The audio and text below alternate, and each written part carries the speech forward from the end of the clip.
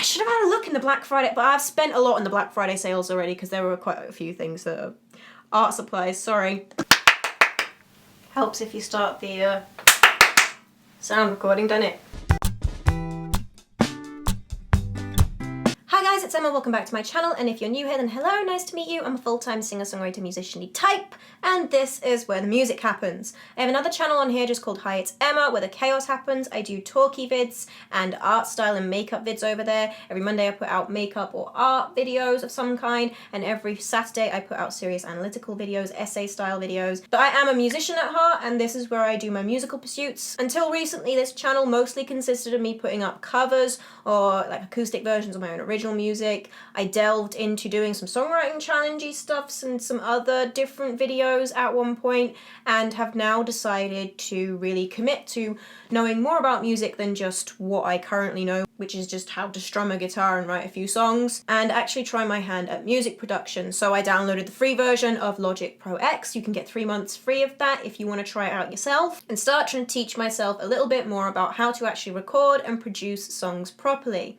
And that's what this series is. So this is part 3 of my Emma Learns Logic series, where I'm teaching myself how to use Logic by re-recording one of my old covers, specifically Twit by Huasa. I'm redoing this one because I absolutely love that song, and I was a little bit disappointed with that cover, so I've decided to try and do a better version, and I've decided to go with a fully produced, all the bells and whistles version this time, as opposed to just an acoustic version. So part 1 of this series isn't that interesting. Don't feel like you need to watch it if you don't want to. I mean, it's mostly just me introducing what was happening and telling you guys how I failed miserably at the first step because I just went about things in completely the wrong order. In part 2, I covered everything to do with how to do drums if you don't actually have a drummer to record, and basically taught myself how to make a beat using MIDI drums, how to use drum loops to create a drum part for a song, and I have now settled on, I think I'm definitely going to use a combination of the looped drums and the MIDI drums, because I think that combined definitely brings something out of it, but I'm definitely going to change that cymbal sound, that crash cymbal that I picked. Yeah, this is awful. This is going. I don't know what I'm replacing it with yet. I will come back to that at a later point, but that's going. Anyway, we are into the 3rd week, and this week was all about recording acoustic guitar, a little bit of shaker action, and vocals. I didn't know that I would originally end up doing another video on just recording stuff, because in the first video of this series I was mostly just recording guitar and vocals to put together what ended up being in the end a just basic guide track, because my initial thought was to do it instrument by instrument, so I was just going to record the guitar and then edit that, and then realised I was going about things in the wrong order because I needed to record and put together all the parts really before I started trying to do any of the mix on it. But I didn't initially think I'd end up doing another video specifically on just recording parts, but then in the very first video, in the comment section of the very first video, Alana asked if I'd thought about acoustically treating the room that I'm recording in any way to improve the overall sound. And I hadn't given that any thought because, you know, I just never really thought about it. I know that obviously recording studios have specific things about how they're built to basically make the acoustics particularly good and to get that sort of dead sound so you don't get a lot of reverb in the room. And so I did know that was a thing, but I didn't even think to try and do it in a space that wasn't specifically designed for that, because one of the biggest things this room has that any room you will record in shouldn't really have is it's got a window in it.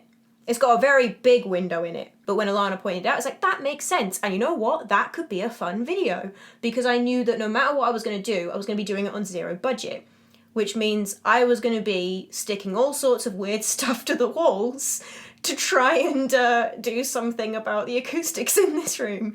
And that's exactly what I did this week. Now, I tried to do some reading up myself, and I have read a couple of articles, and I kind of get about how acoustics, like I know the basics of how acoustics works, in that certain frequencies get reflected back at you by certain types of surfaces and by certain shapes as well. I know that the shape of a room is quite important to how the frequencies interact with each other, and that's what you're trying to control, is you're trying to basically muffle certain strong frequencies that you don't want coming out. You're trying to muffle that reverb.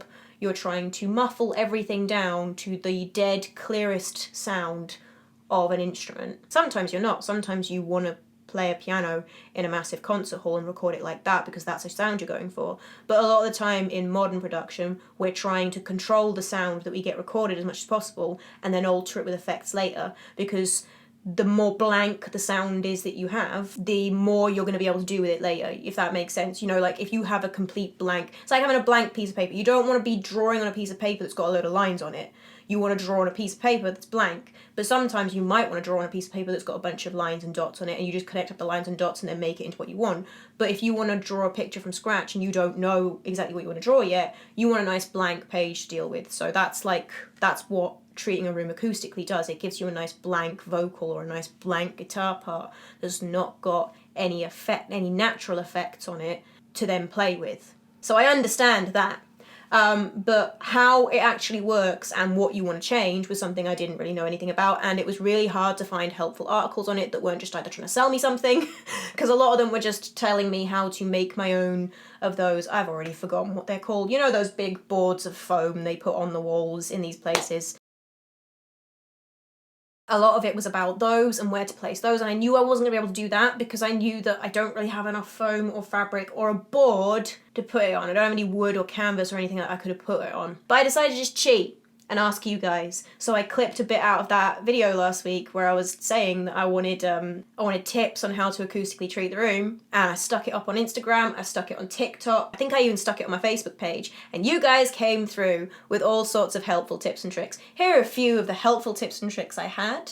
Thank you very much to everybody who left me a little helpful tip or trick. Apparently, a couple of people actually said that this was the case, that egg boxes are very good for a cheap way to make your own material to basically muffle sounds and cover walls with. But obviously that was not a good fix for this week because I would need to save up quite a few egg boxes for that, and I had a week to do it in, so I don't think anybody gets through that many eggs in a week. But the other big thing that came up a lot was basically that the hard surface of the walls isn't great, and the corners are the biggest issues. Apparently, the corners are bad for your bassy frequencies. Anyway, point is, needed to do something about the corners. So there were a few different suggestions people had of just like sticking stuff in the corners. One person suggested trying to use the mattress, which we did do. We pulled the mattress off the bed, and we were going to try and put it in the corner where the door is to like block off the door corner, but once we pulled the mattress off the bed we realised that actually that created sort of a new problem and actually made more corners in the room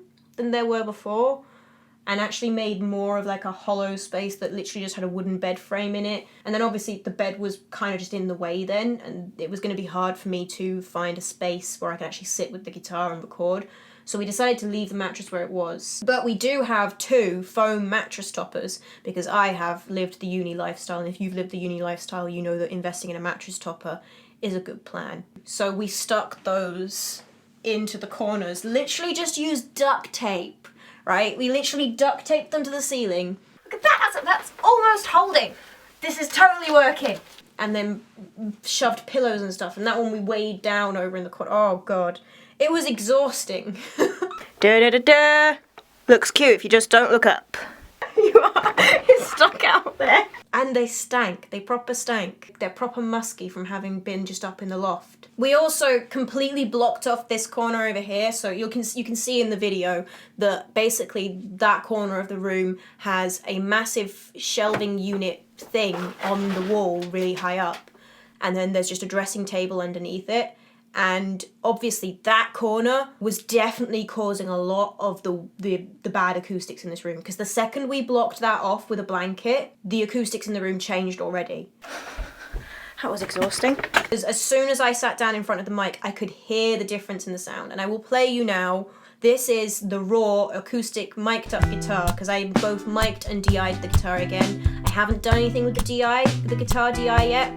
I will come back to that later to have a look at and see if I like any of it. And if I don't like any of it, I don't have to use it, but you know, it didn't take any extra time to just DI it as well, so I just decided to do that. Anyway, but this is the mic'd up recording of the guitar.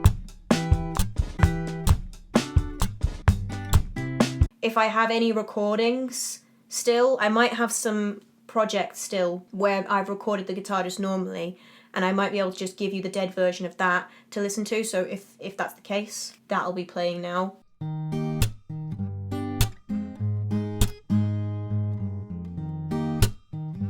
But I definitely noticed the difference, and I definitely think the guitar, the mic'd up guitar, sounds a lot better than it did. But I don't think this is necessarily a good solution for me for general videos on this channel and stuff. Like, this is definitely not a good solution for any time I want to record guitar, to tape bits of foam to the wall.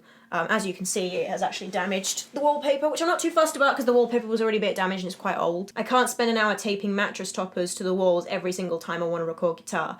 That's not practical. But it has definitely opened my eyes doing this to how even just covering up that corner might be something I do in future, because that's not on video. You guys can't see that over there, so there's literally no reason for me to not cover that up with a blanket. It's exhausting to do because the blanket was heavy. Blankets are heavy. Big blankets are really heavy. Weird side note. But that might be something that's worth doing. But I don't think the overall room setup, as great as it sounds, is a good solution long term. So it does feel like if I'm going to be doing more projects in this room, and if, as I would like to in future, I'm thinking about maybe doing the occasional song release that I record entirely myself to save money. I did, as part of the songwriting challenge, I did In Love with a Ghost, which if you have ever been to one of my streams, you'll know I play regularly now, and it's quite a well-loved song of you guys. You guys really love In Love with a Ghost, and it'd be really nice to re-record that in a proper quality and put out a version of it for Halloween one year.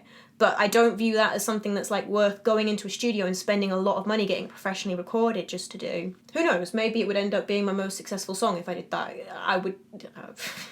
You'd have to laugh if that happened, wouldn't you? But if I'm going to do projects like that in the future, it will definitely be worth messing with the acoustics in this room, because I don't think the cheap version that I did today is going to be great for the long run, because you'd have to take it down and put it back up every time, and that's just not practical. And you can't leave it up because it won't stay up because it was duct taped up. So, and I'm not going to nail mattress protectors into the wall because that will look awful. Great acoustics. Shame about the visuals.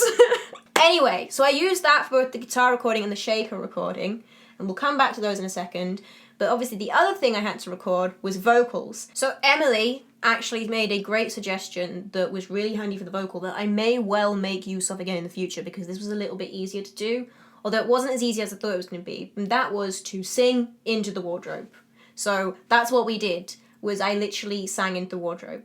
Okay, so it was a bit more than that. I didn't just sing into... We created basically a fort around the wardrobe. We created a wardrobe fort. Pillow forts are so last year. It's all about the wardrobe forts now. So I got that heavy blanket again, and initially I was just going to drape it off the doors, because I figured, like, the doors open with the blanket draped down and then the microphone just positioned in front of the wardrobe, that would be perfect. But unfortunately the doors aren't quite deep enough, and, like, the mic stand I've got, it doesn't go down low enough that I could just put it in the wardrobe. So I had to find some way to extend the space behind me. I still wanted to have a blanket up around behind me because I knew that having that enclosed space was going to sound better than having the open space behind me. And it did. It was definitely worth doing in the end, because I got these two LED lights that have got the big diffuser box around them. We just pinned the blanket to the lights and then we just raised them up, and then we put another blanket over the top.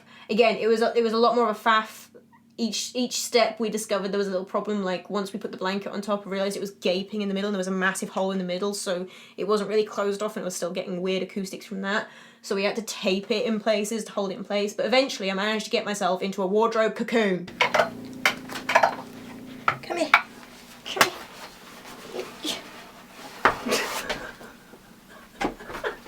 Fucking lampshade. Fucking lampshade. Contraption is looking pretty good so far. Right, so I need to get up on a chair.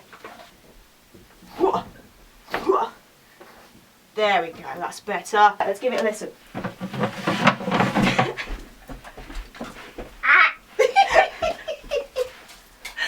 Hey, that definitely sounds different.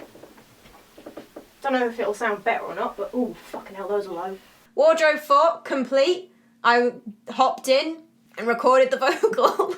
It's gonna be kind of dark in there now, but oh well. Go in.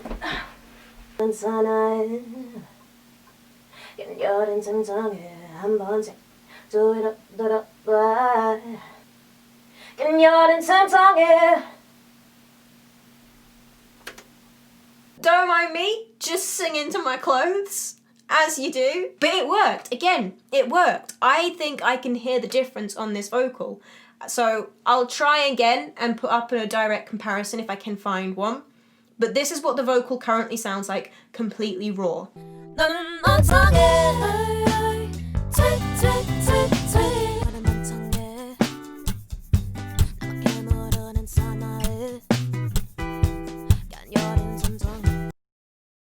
Stop, fall apart, repeat.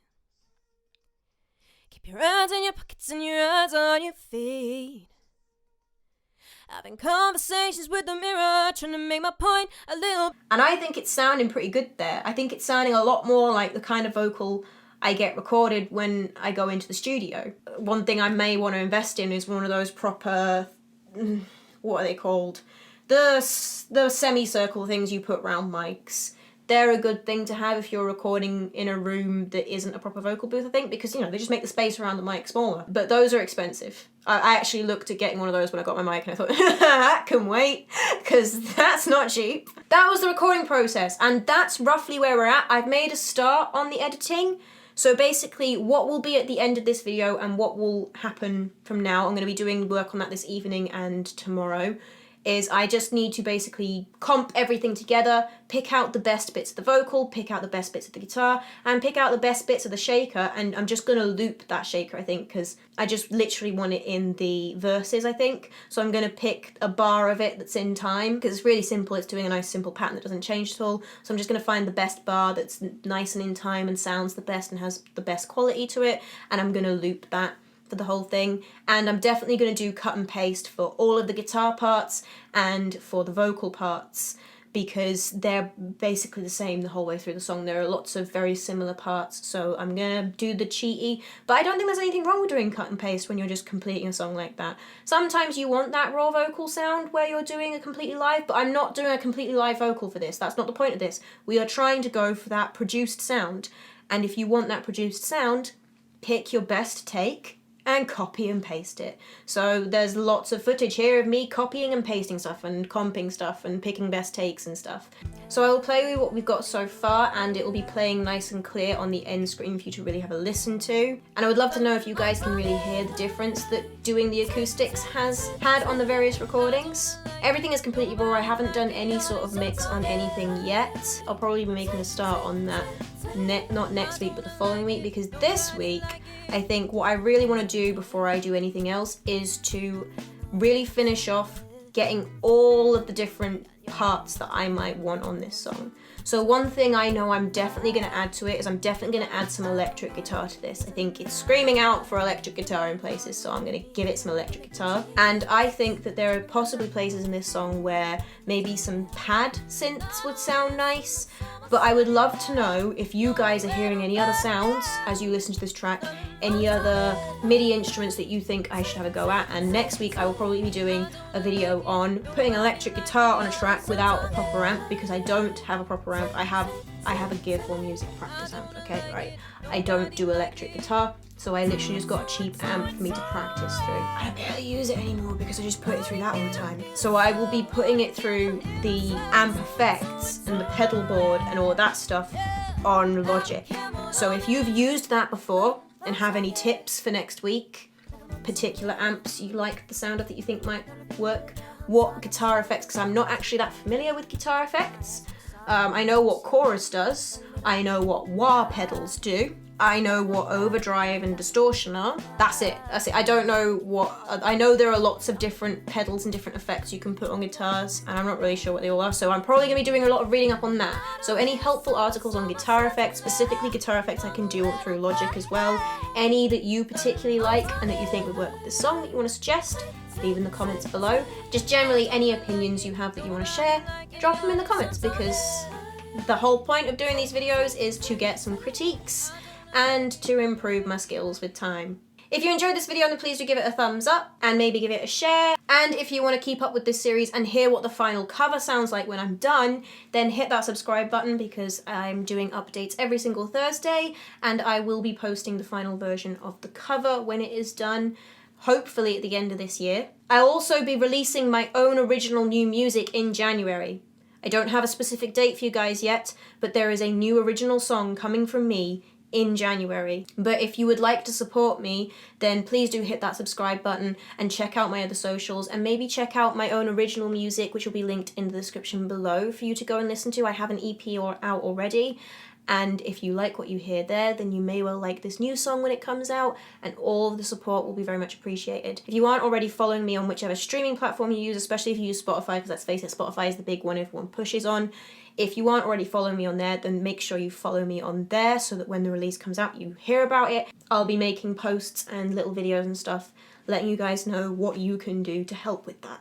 You can also check out my other channel on here that I mentioned earlier, my Hi It's Emma channel, if you want to go and check out me doing some artsy stuff or some makeup stuff, or just rambling about subjects that aren't music. That'll be linked on the end screen and in the description below. And one of the best ways that you can support me at the moment is to tune into one of my live streams. I stream on a site called sessionslive.com. It's also an app.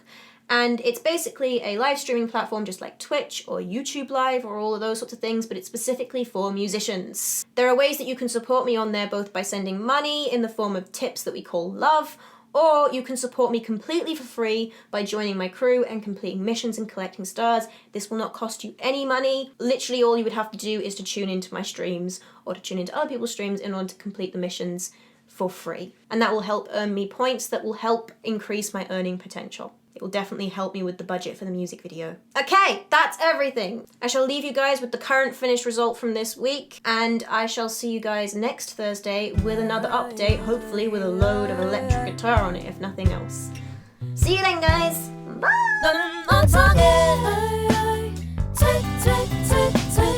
I don't like it, nobody like it. I don't